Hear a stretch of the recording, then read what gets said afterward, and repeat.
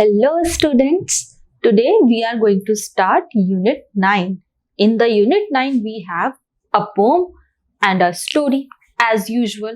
So what is the name of our poem? Our poem name is Granny Granny Please Comb My Hair. ठीक है, तो इस pome के अंदर कौन कौन से कैरेक्टर्स हैं? Granny that means grand mother और एक लिटिल गर्ल है. ठीक है, तो वो अपनी ग्रैनी से बोलती है, मतलब अपनी ग्रैंड मदर से बोलती है, ग्रैनी ग्रैनी आप मेरे हेयर को कॉम्ब करिए. ठीक है, तो ये जो हमारी जो पोम है किसके बारे में है? हमारे ग्रैंड पेरेंट्स के बारे में है. हमारे ग्रैंड पेरेंट्स होते हैं, कितना ज्यादा प्यार करते हैं ना हमें डांट भी नहीं पड़ती है उनसे. जो भी चाहिए ग्रैंड पेरेंट्स से बोल दो, फौरन सामने आ जाता है, फौरन हमें मिल जाता है. कितना ज्यादा प्यार करते हैं. कभी कभी ऐसा होता है कि आप अपनी नानी के घर जाते हो, ठीक है, या फिर आप अपनी दादी के घर जाते हो. कई बच्चों की नानी दादी उनके घर में भी रहती है, लेकिन सब बच्चों के नहीं रहते. आप लोग वेकेशंस में जाते हो, तो आपकी जो ग्रैंड मदर होती हैं, मतलब नानी या दादी ग्रैंड मदर होती हैं, वो क्या करती हैं? आपके बालों को देखकर बोलती हैं, तुम तो अपने बालों पे कोम भी नहीं करती हो, तुमने तो ऑयलिंग भी नहीं करी. देन वो क्या करते हैं? वो हमें अपने पास बुलाते हैं, फिर उसके बाद वो हमारे सर में चंपी करना स्टार्ट कर देते हैं. कितने बच्चों के ग्रैंड पेरेंट्स ऐसा करते हैं, है ना? कितना ज्यादा प्यार करते हैं ग्रैंड पेरेंट्स हमें ऐसा लगता है कि उनके पास सिर्फ हमारे लिए टाइम है. पूरी दुनिया में सबसे ज्यादा टाइम उनके पास ही है हमारे लिए, है ना? कितना ज्यादा प्यार करते हैं ना ग्रैंड पेरेंट्स, और कितने ही ज्यादा लविंग होते हैं. कुछ भी चाहिए, अरे ग्रैंड पेरेंट्स को बोल दो. कभी कभी ऐसा होता है आपकी मम्मी से भी आपको हमारी ग्रैंड पेरेंट्स बचा लेते हैं, ऐसा होता है ना. और ग्रैंडफादर क्या करते हैं? ग्रैंडफादर हमें बाहर लेकर जाते हैं, अलग अलग चीजें दिलवाते हैं. और on the other hand grand mother जो है हमारा घर में कितना ख्याल रखती है ना. सभी के ग्रैंड पेरेंट्स बहुत ज्यादा अच्छे होते हैं, बहुत लविंग होते हैं. तो ये जो हमारी जो पोम है ये भी ग्रैनी के बारे में है, मतलब ग्रैंड मदर के बारे में है. एक लिटिल गर्ल है जो कि अपनी ग्रैंड मदर से बहुत प्यार करती है, और वो ये बता रही है जब उसकी ग्रैंड मदर उसके बालों में कोम करती हैं, जब उसकी चंपी करती हैं, तो वो उसके बारे में बता रही है. ठीक है, so let's begin the pome, and this is the very beautiful poem. So first of all we will recite the poem, then we will understand the meaning of this poem. Okay, so let's start. Granny Granny please comb my hair. तो अब इसको start करते हैं. ये तो हमारी pome का title था. Granny Granny please comb my hair. You always take your time. You always take such a care. You put me to sit on a cushion between your knees. You rub a little coconut oil, parting gentle as a breeze.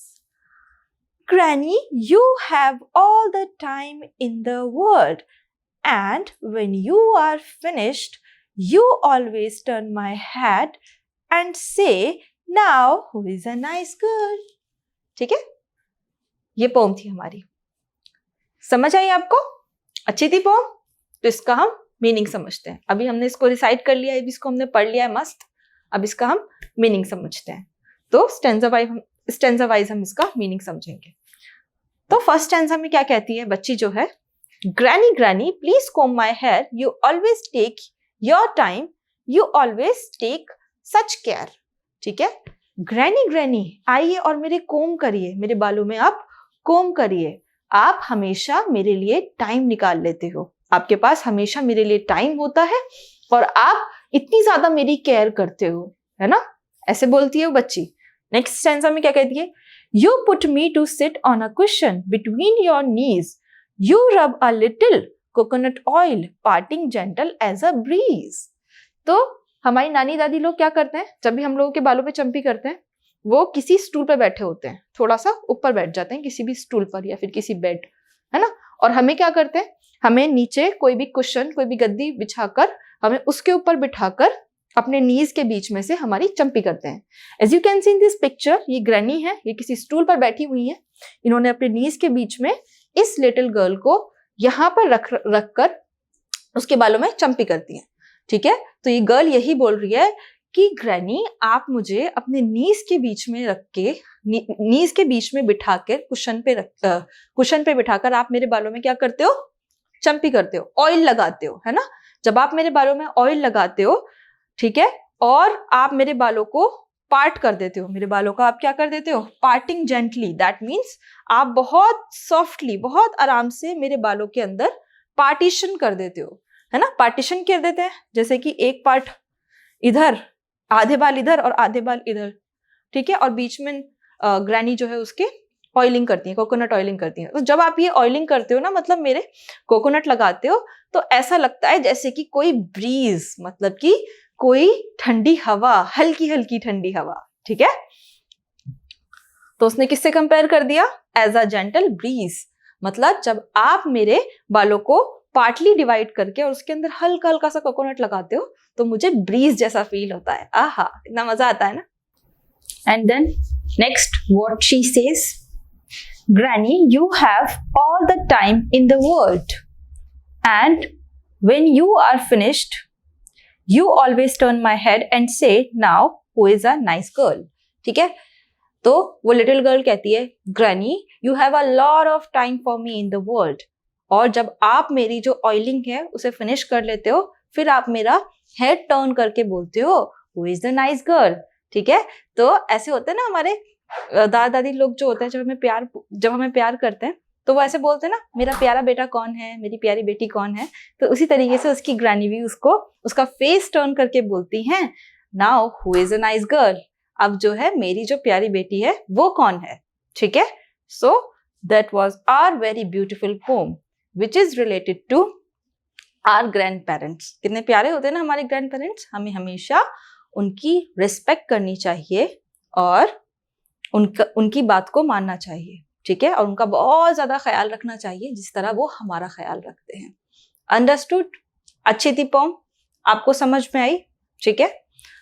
Let's move on to new words. अभी मैंने new words आपको, कुछ new words मैंने अभी आपको pome के अंदर बताए थे, लेकिन एक बार फिर से न्यू वर्ड्स को देख लेते हैं ताकि आपका रिविजन हो जाए। So let's recapitulate these new words. Care, care का मतलब पता है आपको, केयर का मतलब होता है परवाह करना, ठीक है, केयर करना, किसी की परवाह करना, किसी का ख्याल रखना, ठीक है, that is called care. Cushion क्या होता है, कुशन होता है गद्दी, ठीक है, एक फॉर्म की होती है ना गद्दी, जिसके ऊपर आप बैठ भी जाते हो और अपनी बैक से भी लगा लेते हो, दैट इज कॉल्ड कुशन। नीज क्या होते हैं, नीज होते हैं जो आपके घुटने होते हैं, आपका बॉडी पार्ट, ठीक है, ये जो नीचे होते हैं आपके लेग्स में, These are knees. Gentle. Gentle का मतलब क्या होता है, बहुत ही नरम, ठीक है, soft, that is called gentle. Breeze. जो हल्की हल्की हवाएं होती हैं उसे क्या कहते हैं हम, breeze, ठीक है। World. You all know that. World मतलब दुनिया। Nice. नाइस का मतलब होता है अच्छा होना, प्यारा होना, ठीक है। So that was our poem and the new words. I hope you have understood this poem and the new words. Let's continue the chapter with exercise questions. So this is our exercise part. अब मैंने आपको अच्छे से pome समझा दी, आपको अच्छे से समझ में भी आ गई, अच्छी थी ना पोम। तो अब आपको ये एक्सरसाइज क्वेश्चन बहुत ज्यादा इजी लगने वाले हैं। So what is the first section of our exercise part? Reading is fun. In the reading is fun, we have few question answers. So let's discuss about them. Our first question is, what does the little girl want her granny to do? ठीक है, तो little girl क्या चाहती है कि granny क्या करे उसके लिए, वो क्या करवाना चाहती है granny से। So our answer is here. The little girl wants her granny to comb her hair. ठीक है, तो लिटिल गर्ल जो है वो चाहती है कि उसकी ग्रैनी उसके बालों में कोम करे, उसके बालों में कोम करे, ठीक है, यही चाहती है ना। तो ग्रैनी फिर क्या करती है, ग्रैनी कोकोनट ऑयल लगाती है, उसके बालों में ऑयलिंग करती है, देन उसके बाद कोम करती है। नेक्स्ट क्वेश्चन है, what does granny rub on her hair? तो ग्रैनी जो है उसके बालों में क्या रब करती हैं, तो क्या रब करती थी ग्रैनी उसके बालों में? कोकोनट ऑयल, ठीक है। Granny rubs coconut oil on her hair, तो ग्रैनी जो है वो कोकोनट ऑयल को रब करती हैं लिटिल गर्ल के बालों में। ऑलराइट, नेक्स्ट है, does the little girl love her granny? तो जो वो लिटिल गर्ल थी वो अपनी ग्रैनी को प्यार करती थी? बिल्कुल, तो आंसर होगा yes, the little girl loves granny. ठीक है, तो लिटिल गर्ल जो है अपनी ग्रैनी को प्यार करती थी। अंडरस्टूड? तो हमारा रीडिंग इज फन खत्म हो जाता है। Let's come to the next section, this is let's talk. तो लेट्स टॉक के अंदर कुछ पॉइंट्स हैं, so let's discuss about them. Our first point is, do your grand parents live with you? आपके ग्रैंड पेरेंट्स आपके साथ रहते हैं या नहीं? तो कुछ बच्चों के ग्रैंड पेरेंट्स जो है उनसे दूर रहते हैं। कुछ के ग्रैंड पेरेंट्स ऐसा होता है कि विलेज में रहते हैं या फिर किसी और टाउन में रहते हैं, आप लोग उनसे दूर रहते हो, है ना। लेकिन कुछ के ग्रैंड पेरेंट्स क्या होता है, साथ में रहते हैं। तो आप मुझे जल्दी से अपने आंसर बताओ, आपके ग्रैंड पेरेंट्स आपके साथ रहते हैं या फिर आपसे दूर रहते हैं? ठीक है, नेक्स्ट है, do you spend some time with them? तो क्या आप जो है उनके साथ कुछ टाइम स्पेंड करते हो? अगर आपके ग्रैंड पेरेंट्स आपके साथ रहते हैं तो आप उनके साथ कैसे टाइम स्पेंड करते हो? या फिर आप ग्रैंड पेरेंट्स से मिलने जाते हो अपनी वेकेशंस के अंदर, तो आप उनके साथ टाइम स्पेंड करते हो? यस और नो? मैं तो बिल्कुल करती हूँ। तो आप जो है मुझे जल्दी से कमेंट सेक्शन में अपना आंसर लिखकर बताओ। नेक्स्ट है, how do you help them? तो आप अपने ग्रैंड पेरेंट्स की हेल्प कैसे करते हो? तो कैसे करते हैं हम लोग ग्रैंड पेरेंट्स की हेल्प? कभी कभी उनके लिए उनको मेडिसिन दे देते हैं, उनके टाइम पर उनको मेडिसिन देते हैं, उनका ख्याल रखते हैं, है ना। और जब उनको पानी की ज़रूरत होती है, खाने की ज़रूरत होती है, तो हम उनका ख्याल रखते हैं अच्छे से। अगर उनके स्पेक्टिकल्स खो जाते हैं तो हम उनके स्पेक्टिकल्स को ढूंढ कर देते हैं, है ना। उनके लिए फ्रूट्स लेकर आते हैं और सर्दियों में उनके लिए शॉल रेडी रखते हैं, है ना। तो इस तरीके से हमने ग्रैंड पेरेंट्स की टेक केयर करते हैं। आप मुझे बताओ, आप अपने ग्रैंड पेरेंट्स का ख्याल कैसे रखते हो और उनकी हेल्प कैसे करते हो? ठीक है, तो ये वाला जो सेक्शन है हमारा, ये खत्म हो जाता है। So this is the section let's share. तो इसके अंदर कुछ पॉइंट्स हैं, let's discuss about them. Our first point is, what do you call grand mother in your language? ठीक है, तो ग्रैंड मदर को आप अपनी लैंग्वेज में क्या बोलते हो, मतलब उनको आप किस नाम से पुकारते हो? जैसे कुछ बच्चे बोलते हैं दादी जी, दादी और दादी माँ, है ना। तो ये आपके आंसर्स हो सकते हैं। नेक्स्ट क्वेश्चन है हमारा, what do you call grandfather in your language? और आप ग्रैंडफादर को, मतलब आपके जो दादाजी हैं, आप उनको किन नामों से पुकारते हो? अपनी लैंग्वेज में आप उनको किन नामों से बोलते हो? जैसे आप बोल सकते हो दादा, दादाजी, बाबा, है ना। आप इन नाम से बोलते हो ना अपने ग्रैंडफादर को। नेक्स्ट पॉइंट है, do you know any old people, can you name them? Okay, तो ये भी आपका इंडिविजुअल आंसर होगा। क्या आप किसी ओल्ड पीपल को जानते हो या फिर आप बहुत सारे ओल्ड पीपल को जानते हो? अगर हाँ, तो आप उनके नेम लिख सकते हो। ठीक है, तो वो ओल्ड पीपल कौन कौन हो सकते हैं? आपके दादी जी, दादाजी के फ्रेंड्स हो सकते हैं, रिलेटिव्स हो सकते हैं, तो आप उनके नेम्स लिख सकते हो। ठीक है, नेक्स्ट है, how can you make them happy, discuss with your class? तो आप जो आपके एल्डर पीपल्स होते हैं, आप उनको खुश कैसे रख सकते हो? ये भी आपको अपनी क्लास के अंदर डिस्कस करना है। जैसे हम उनका ख्याल रख के उन्हें खुश कर सकते हैं, हम उनकी बातें मानकर उन्हें खुश रख सकते हैं, उनको रेस्पेक्ट देकर हम उन्हें बहुत ज्यादा खुश रख सकते हैं, और उनको थोड़ा सा एंटरटेन करके भी। ठीक है, नेक्स्ट है, have you ever gone out with your grand parents? तो क्या आप कभी अपने ग्रैंड पेरेंट्स के साथ बाहर घूमने के लिए गए हो? तो बहुत सारे बच्चे जाते हैं, कुछ बच्चे तो डेली जाते हैं अपने दादाजी के साथ बाहर घूमने के लिए। कभी कभी ऐसा होता है कि किसी किसी के दादा दादी बाहर रहते हैं, ठीक है, आउट ऑफ टाउन रहते हैं, तो जब वो उनके घर पर जाते हैं तो उनके साथ बाहर घूमने के लिए जाते हैं, मार्केट में जाते हैं। तो ये भी आपके इंडिविजुअल आंसर्स होंगे। I hope you have understood this question well. Okay, let's continue with new slide. So this is the section word building. तो इसके अंदर कुछ क्वेश्चंस हैं, let's discuss them. Make new words using letters from the word grandparents. You may use the letters in any order, one has been done for you. ठीक है, इस question के अंदर आपको क्या करना है? इस क्वेश्चन के अंदर आपको नए वर्ड्स बनाने हैं। ठीक है, बहुत सारे आपको नए वर्ड्स बनाने हैं। एक किस वर्ड से? ग्रैंड पेरेंट्स, इस वर्ड के अंदर से आपको कई सारे नए वर्ड्स बनाने हैं। ठीक है, you may use letters in any order. आप किसी भी ऑर्डर में कोई भी लेटर पुट करके कोई भी वर्ड आप बना सकते हो, लेकिन वो वर्ड होना चाहिए, ऐसा नहीं आपने कुछ भी बना दिया। One has been done for you, तो आपको यहां पर दे दिया एक एग्जाम्पल, ठीक है। तो ग्रैंड पेरेंट्स कैसे लिखा जाता है? ग्रैंड पेरेंट्स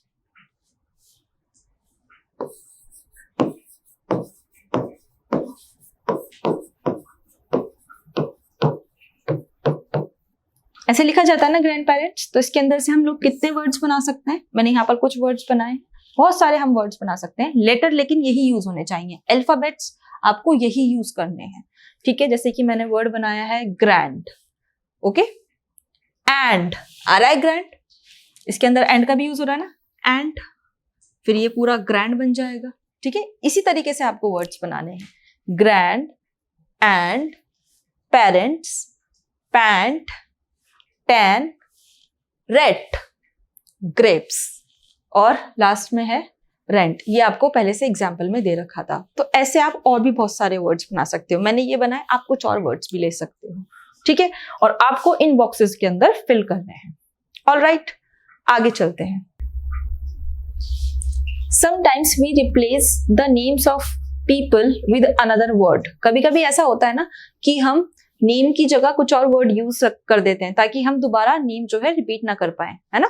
ऐसा होता है कि हम एक बार नेम यूज करते हैं, फिर उसके बाद बाकी के सेंटेंसेस में हम बार बार नेम यूज नहीं करते हैं, उसकी जगह हम कोई और वर्ड यूज करते हैं ताकि हमें बार बार नेम रिपीट ना करना पड़े, ठीक है। Instead of repeating the name, replace the names in the sentences using a word from the box.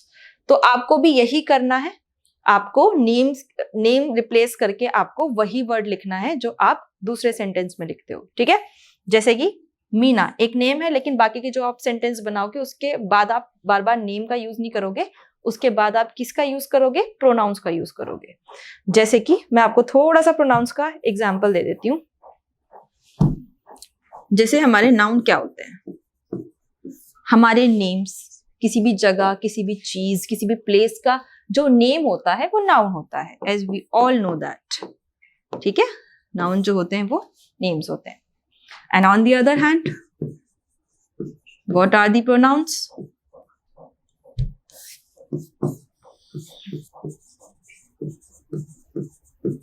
Pronounce क्या होते हैं?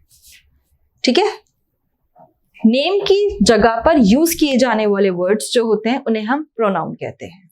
जैसे ही, शी, इट, दे, यू, ये प्रोनाउन होते हैं। एक सेंटेंस में आपने नेम यूज कर लिया, बाकी के सेंटेंसेस में आप नेम यूज नहीं करोगे, बार बार आप प्रोनाउन का यूज करोगे, ठीक है। तो ये सेंटेंस भी आपका इसी से ही रिलेटेड है। तो ताकि आपको बार बार नेम ना रिपीट करना पड़े, इसलिए आप प्रोनाउन का यूज करते हो। जब आप बोलते हो तब भी आप ऐसे ही करते हो, आप नोटिस नहीं करते, वो अलग बात है, ठीक है। तो सेंटेंस अपने स्टार्ट करते हैं। आपको यहाँ पर बॉक्स दिया हुआ है, वहां पर आपकी प्रोनाउंस है। देन उसके बाद आपको सही जगह पर वो प्रोनाउंस का यूज करना है। देखो, शी जो होता है वो किसके लिए यूज होता है? वो किसी गर्ल के बारे में बात हो रही है, ठीक है, किसी गर्ल का नेम है, उसके बारे में बात हो रही है, तो उसके लिए हम शी का यूज करेंगे। एंड इसका मतलब होता है वह। ही का यूज कब करते हैं हम? किसी मेल के या फिर किसी बॉय के बारे में बात होती है तो उसके लिए हम ही का यूज करते हैं, और इसका मतलब भी वह होता है, ठीक है। इट किसी एनिमल के लिए या फिर किसी नॉन लिविंग थिंग के लिए यूज होता है। दे का मतलब होता है वे, मतलब बहुत सारे लोग, किसी ग्रुप के बारे में या फिर लोगों के बारे में बात करेंगे, ठीक है, उसका मतलब होता है दे, एंड इसका मीनिंग होता है वे। यू का मतलब होता है तुम, ठीक है, मतलब सेकंड पर्सन के बारे में जब हम बात करेंगे तो बोलेंगे यू। जब हम सेकंड पर्सन से बात करेंगे तब ये यू यूज होता है। अंडरस्टूड, ठीक है। एंड माई का मतलब होता है मेरा। तो यहां पर बॉक्सेस में हमने समझ लिया, और आई भी है यहाँ पर एक वर्ड जिसका मतलब होता है मैं। तो ये सारे प्रोनाउंस है, हमें सुइटेबल प्रोनाउंस को सेंटेंस के अंदर फिल करना है।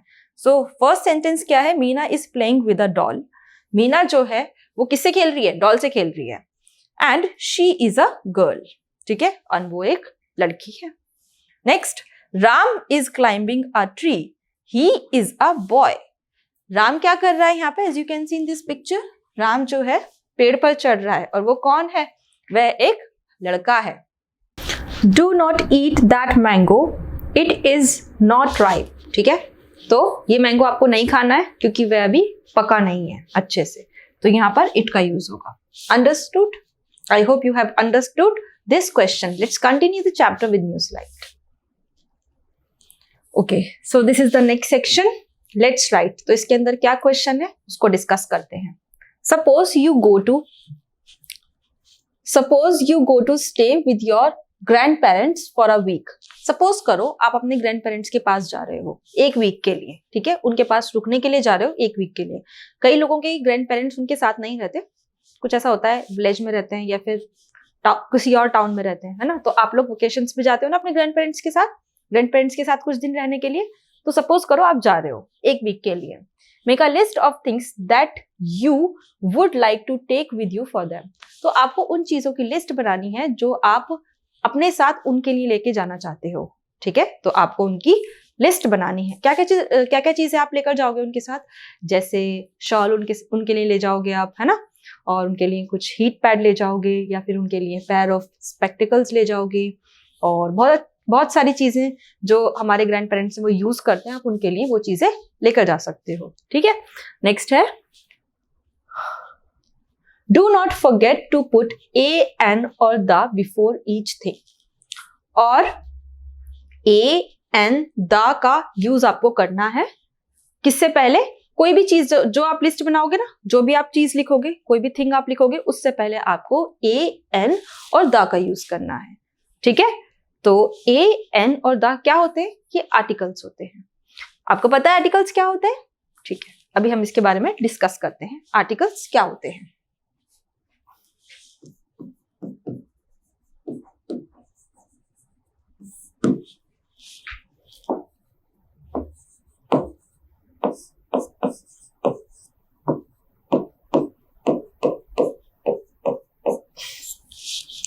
तो आपने अल्फाबेट्स याद किए कभी बचपन में? ABCDEFG आते हैं आपको? तो इसके अंदर Z तक हमारे अल्फाबेट्स होते हैं। तो इनमें A, E, I, O, U, ये अल्फाबेट्स क्या कहलाते हैं? ये अल्फाबेट्स कहलाते हैं वोवेल्स। इनको हम क्या कहते हैं? वोवेल्स। और कोई भी वर्ड स्टार्ट होने से पहले अगर वो वोवेल से स्टार्ट हो रहा है तो वहां पर हम एन का यूज करते हैं। ठीक है, and on the other hand what is consonants? A के साथ यूज होने वाले जो वर्ड्स लेटर्स होते हैं उनको हम क्या कहते हैं? उनको हम कॉन्सोनेंट्स कहते हैं। और कॉन्सोनेंट्स कौन कौन से होते हैं? AEIOU को हटाकर आपके सारे कॉन्सोनेंट्स होते हैं, जैसे B, C, D, E तो यहां पर आ गया, F। ठीक है, तो ये ऐसे चलता जाएगा। ये आपके कॉन्सोनेंट्स होते हैं। और कॉन्सोनेंट्स के साथ A यूज होता है, N यूज नहीं होता। N सिर्फ वोवेल्स के साथ यूज होगा। अंडरस्टूड? अब द किसके साथ यूज होता है? द जो होता है वो किसी पर्टिकुलर या फिर किसी स्पेसिफिक चीज के साथ यूज होता है। ठीक है, किसी कंट्री के लिए आप लगा सकते हो, और किसी होली बुक के लिए आप द का यूज कर सकते हो। ऑलराइट, तो किसी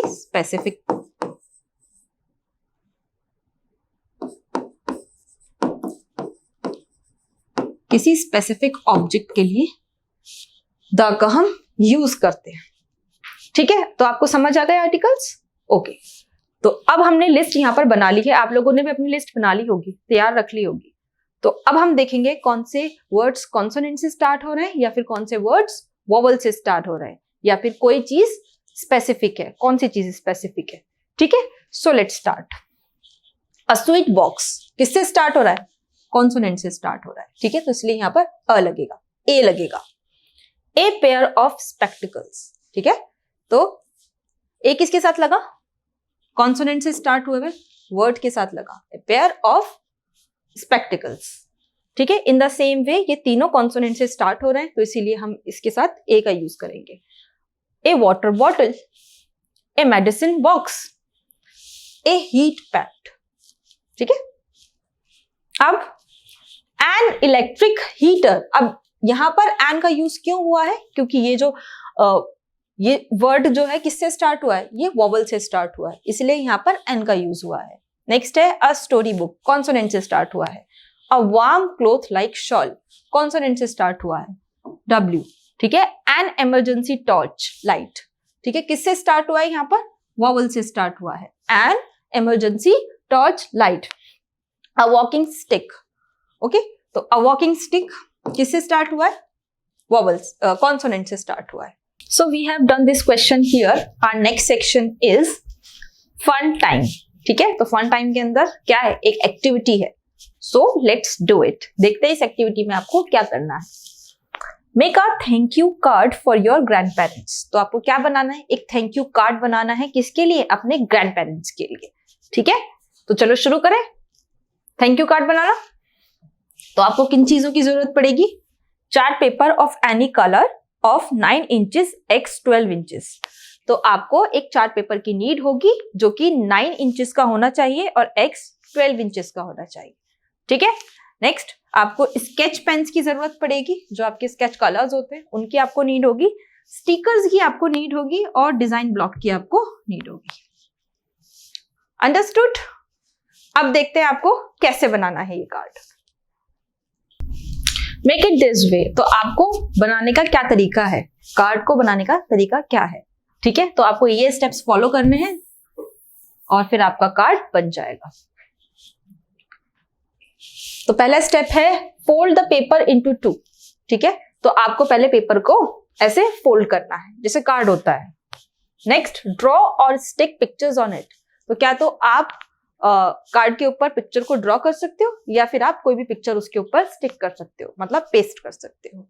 ठीक है, next, write a message inside begin with dear grandfather slash grandmother, और उसके अंदर आप बहुत ब्यूटीफुल सा मैसेज लिख सकते हो अपने ग्रैंडफादर या फिर अपनी ग्रैंडमदर के लिए। और कैसे स्टार्ट करोगे?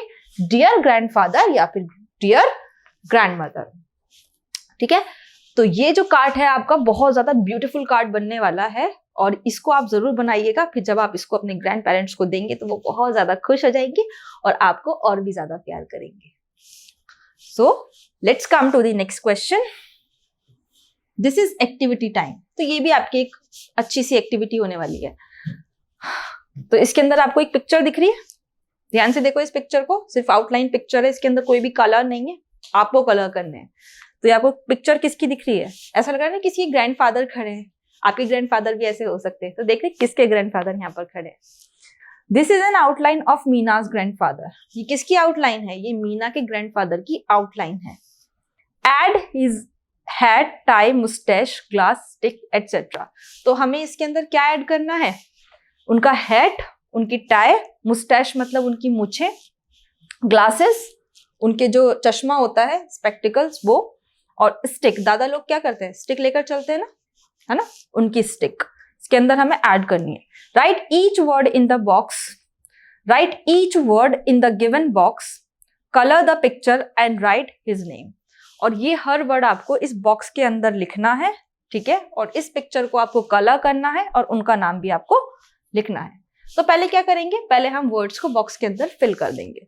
स्टिक, टाई, ग्लासेस, सैंडल्स, ठीक है, हैट, मुस्टैच मूछें, वॉच, बियर्ड। बियर्ड क्या होती है? दादा लोगों की बियर्ड होती है ना, दाढ़ी, उसे कहते हैं बियर्ड। ठीक है, तो अब क्या करना है? लास्ट में हमें दादाजी का नेम लिखना है। जैसे मैंने यहाँ पर नेम लिख दिया है सत्येंद्र। आप अपने ग्रैंडफादर का नेम भी आप लिख सकते हो, और मीना तो अपने ग्रैंडफादर का नेम लिखेगी, आप अपने ग्रैंडफादर का नेम लिख सकते हो या फिर आप कोई और नेम भी लिख सकते हो। देन उसके बाद आपको इसमें कलर करना है, आपको एक ब्यूटीफुल कलर करना है इसके अंदर। ठीक है, तो मैंने तो ऑलरेडी कलर कर लिया, इस एनिमेशन में आप देख सकते हो। यहाँ मैंने इस पिक्चर में कलर कर लिया है already. Okay, so we have done this question here. Let's continue with new slide. All right, a picnic. तो इसके अंदर क्या करना है? डिस्कस करते हैं। बिफोर डिस्कसिंग दिस क्वेश्चन, ये आपको पिक्चर दिख रही है, इसके अंदर क्या हो रहा है? इसके अंदर एक फैमिली है, ऐसा लग रहा है ना एक फैमिली है, वो पिकनिक मनाने के लिए किसी पार्क के अंदर गई है ना।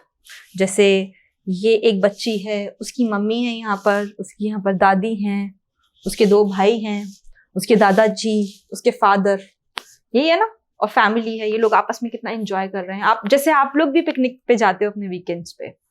तो अब क्वेश्चन को डिस्कस करते हैं। This is a family picnic scene. Give names to all the people. ये एक फैमिली का पिकनिक सीन है। तो आपको पहले क्या करना है, आपको इन सबके नाम रखने हैं, ठीक है। इन सबको आपको अलग अलग नाम देने हैं। आप कोई और नेम ले सकते हो, मैंने ये नेम लिए, आप कोई और नेम भी ले सकते हो। Look at the picture and make sentences using phrases given in the box. ठीक है, पिक्चर देखना है आपको, कौन क्या कर रहा है ऑब्जर्व करना है, देन उसके बाद आपको सेंटेंस बनाने हैं। और कौन से फ्रेजेस को यूज करके आप सेंटेंस बनाओगे, इन फ्रेजेस को यूज करके आप सेंटेंस बनाओगे। आप पैराग्राफ वाइज भी लिख सकते हो और पॉइंट्स में भी लिख सकते हो। मैंने पैराग्राफ वाइज लिखा है, आप कैसे भी लिख सकते हो, ठीक है। तो यहां पर है, तो पहले हम इनको जल्दी से नाम दे देते हैं। जैसे ये गर्ल है रिंकी, ठीक है, तो ये रिंकी एक गर्ल है। रिंकी के फादर हैं सुरेश, उनको नाम दे दिया हमने सुरेश। रिंकी की मदर का नाम है गीता, और इसका जो रिंकी का जो यंगर ब्रदर है वो है राजू, जो क्या कर रहा है, वो फुटबॉल खेल रहा है अपने फादर के साथ। और ये रिंकी के दादाजी हैं, और रिंकी का सबसे छोटा भाई यंगेस्ट ब्रदर, उसका नाम है सोनू, और रिंकी के दादाजी का नाम है राम प्रसाद। एक बार फिर से रिकैपिचुलेट कर लेते हैं इन सबके नेम्स। ये रिंकी है, ठीक है, रिंकी की दादी का नाम है सरिता, रिंकी की मदर का नाम है गीता, रिंकी के फादर का नाम है सुरेश, रिंकी के छोटे भाई का नाम है राजू, रिंकी के ग्रैंडफादर का नाम है राम प्रसाद, और रिंकी के सबसे छोटे भाई का नाम क्या है, रिंकी के सबसे छोटे भाई का नाम है सोनू। अंडरस्टूड? तो ये लोग क्या कर रहे हैं, ये अलग अलग एक्टिविटीज कर रहे हैं। जैसे कि रिंकी के फादर राजू के साथ खेल रहे हैं, फुटबॉल खेल रहे हैं, ठीक है, ये लोग भी कोई एक्टिविटी कर रहे हैं। ऐसा लग रहा है कि ये लोग फिशिंग कर रहे हैं। और रिंकी की मदर एंड ग्रैंड मदर कुछ खाना निकाल रही हैं और खाना खा भी रहे हैं, खा नहीं रहे, कुछ ऐसा लगता है उनके आगे खाना रखा हुआ है। और रिंकी क्या कर रही है, रिंकी ऐसा लग रहा है ना कोई कचरा उठा रही है, रिंकी कोई कचरा उठा रही है आसपास से, ठीक है। तो अब इनके ऊपर हम सेंटेंसेस को मेक करेंगे इन फ्रेजेस को यूज करके। तो मैंने ऑलरेडी यहां पर अपने आंसर्स लिख दिए हैं, आप अलग से भी बना सकते हो sentence. Okay, we came together in the park for picnic, everybody enjoying, ठीक है। तो हम सब लोग मिलकर, फैमिली लोग मिलकर पार्क में आए हैं और सब लोग इंजॉय कर रहे हैं। हम पार्क में क्यों आए हैं, पिकनिक के लिए हम लोग पार्क में आए हैं। My younger brother Raju is playing football with my father, और मेरा जो छोटा भाई है राजू वो पापा के साथ फुटबॉल खेल रहा है, मतलब मेरे फादर के साथ फुटबॉल खेल रहा है। As you can see this picture, ये दोनों फुटबॉल खेल रहे हैं ना, रिंकी के पापा और रिंकी का जो छोटा भाई है वो फुटबॉल खेल रहे हैं। नेक्स्ट है my mother and grand mother are eating food, तो मेरी मदर और ग्रैंड मदर क्या कर रही हैं, खाना खा रही हैं, ठीक है। इसकी मदर और ग्रैंड मदर खाना खा रही हैं, उनके आगे खाना रखा हुआ है प्लेट में। और my youngest brother Sonu is fishing with my grandfather, तो उसका जो सबसे छोटा भाई है वो फिशिंग कर रहा है ग्रैंडफादर के साथ, ठीक है। I am picking up wrappers and waste papers on the ground, और रिंकी क्या कर रही है, कचरा उठा रही है ना, आसपास से कचरा उठा रही है, सफाई कर रही है, ठीक है। तो रिंकी जो है अपने आसपास से रैपर्स उठा रही है और वेस्ट उठा रही है, सफाई कर रही है आसपास से, ठीक है। My mother is serving food for us and we are enjoying the company of elders, और मेरी मम्मी क्या कर रही है, वो कहती है मेरी मम्मी जो है खाना सर्व कर रही हैं और हम सब अपने एल्डर्स की कंपनी को एंजॉय कर रहे हैं। ऑल राइट, तो ये आपके सेंटेंसेस हो सकते हैं। आप कोई और सेंटेंस भी बना सकते हो इन फ्रेजेस को यूज करके। Okay, we have done this chapter here. I hope you have understood the chapter and the exercise questions. Thank you so much.